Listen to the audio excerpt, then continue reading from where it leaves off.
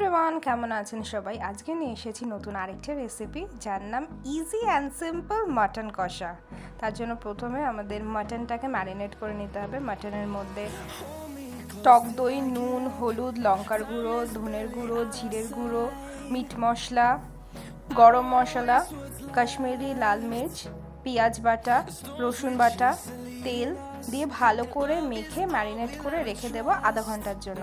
আধা ঘন্টা পর লো ফ্লেমে প্রেশার কুকারটা বসিয়ে ভালো করে কষিয়ে রান্না করে নিলে রেডি হয়ে যাবে আজকের ইজি অ্যান্ড সিম্পল মাটন কষা। আমি কিন্তু এটা গরম গরম ভাতের সাথে সার্ভ করেছিলাম, খেতে কিন্তু খুব ভালো হয়েছে। যতক্ষণে এটা রেডি হচ্ছে, তোমরা যারা আমার চ্যানেলটাকে সাবস্ক্রাইব করোনি তারা চট করে আমার চ্যানেলটাকে সাবস্ক্রাইব করে নাও। আর আমার ভিডিওটা কেমন লাগে নিচে কমেন্টসে জানিও। আজকের মতন চলি, টাটা, বাই বাই। আবার আসবো অন্য কোনো দিন অন্য একটি ভিডিও নিয়ে।